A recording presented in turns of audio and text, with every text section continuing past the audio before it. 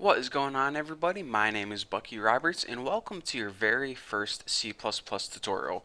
Now my guess is that if you're watching this video you probably already have a basic understanding of what C++ is, but for those of you guys who don't, C++ is a computer programming language. It's how you make computer programs, computer games, so if you're interested in making any of those, then congratulations, you're in the right spot. So before we just start opening any program and trying to write C++ code, I want to let you guys know that you need to download and install a few programs first. Now good news, all these programs are entirely free. But before we just go ahead and start installing them, let me tell you guys what they are and what they do. The first program that you're going to need is called an IDE. This is pretty much the program that allows us to write the code and run it. Aside from that, we need something called a compiler. Now, a compiler is basically the thing that translates the code that something that computer programs can understand to something computers can understand. So we're going to be typing code and it's going to be easy for us to read and understand what's going on, but in order to transfer it to, or excuse me, translate it to a bunch of ones and zeros that the computer can understand, we need that compiler. So with that being said, a lot of people download these separately. They download an IDE and then they download a compiler. But what I'm going to be doing is I'm going to be showing you guys a program that is going to allow you to download it and install it all in one big shebang. So let's go ahead and open Google, and like I said, don't worry about paying for anything because this program is entirely free. So anyways, like I said, go ahead and open Google and type in CodeBlocks and go ahead and press enter.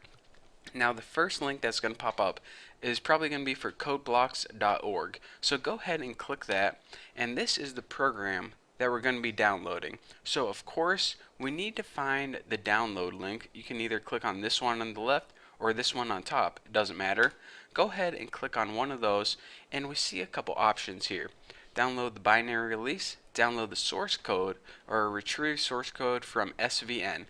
We're going to want to download the binary release. It's the easiest and most simple way to download this program, CodeBlocks. So go ahead and click download binary release and check it out. It gives us all these options. Now depending on what platform you're running, most of you guys will probably be running Windows. You're going to want to choose one of these options. But for those of you running Linux, and they also have a Mac version down here, you might want to choose these. But for most of us, we're going to be running this on a Windows machine. So you're saying, alright, now we have it narrowed down to two choices, CodeBlocks 10.05 setup or CodeBlocks 10.05 MINGW setup. What we want to do is we want to download this second one, the one that says MINGW. Now this version 10.05 may be different depending on when you're watching this tutorial and if they updated CodeBlocks, but make sure you get the one that says MINGW. The first one is the IDE, the second one, MINGW, that MINGW means the compiler too. So when we download this, it's going to give us the IDE, and remember that's where we write the code, and the compiler as well. And remember the compiler is the program we need so the computer can understand what we're doing. So go ahead and you can either download it from Barely OS or SourceForge. I already have it downloaded, so I'm not going to click this, but oh, excuse me, I got some phlegm in my throat. I just drank a Frutista Freeze from Taco Bell, and I ate a taco, and that is not a good idea because they should call these things brain freezes, brain freezies, because that's all it does to you. Just freezes your brain in your throat, and and it puts a bunch of phlegm in your throat, but I can't stop drinking it. It's addicting. So anyways, go ahead and click this link from sourceforge.net and go ahead and save the file. And whenever you save it and open it, a wizard's gonna pop up and you just have to click next like 80 different times, and then you have CodeBlocks installed.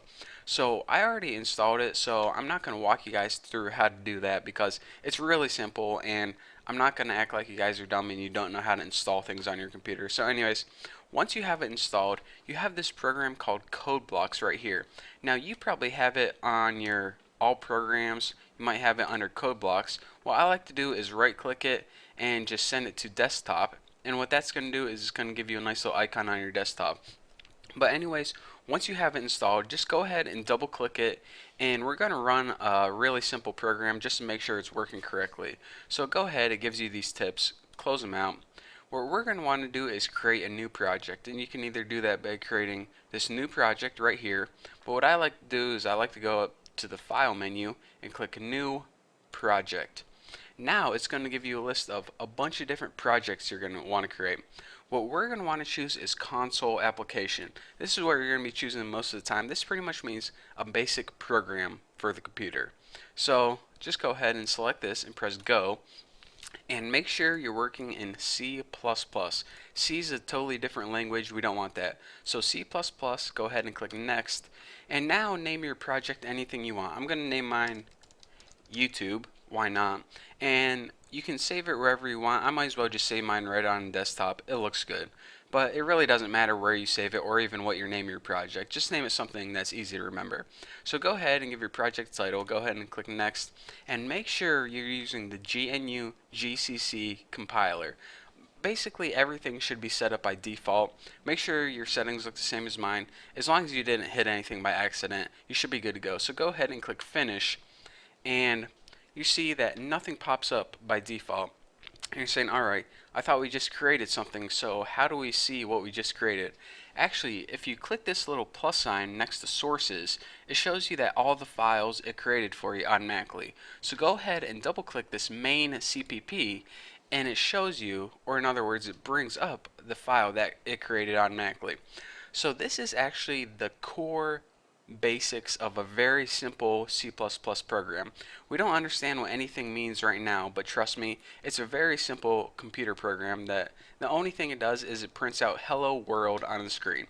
So to make sure that everything is set up and running smoothly, let's go ahead and we need to do something called build and run this. Now I'm going to be talking about this later, but for now I just want to make sure that your computer is set up, you installed it and downloaded it properly. So go ahead and click this build and run icon right here. It's with the little gear and the little green triangle. So go ahead and click that, and it should, maybe flash a couple boxes.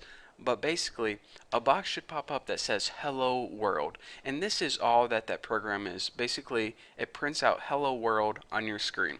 So if you build and run this and you get Hello World, it means that you downloaded it, installed it, and set up your project successfully. So we are good to go.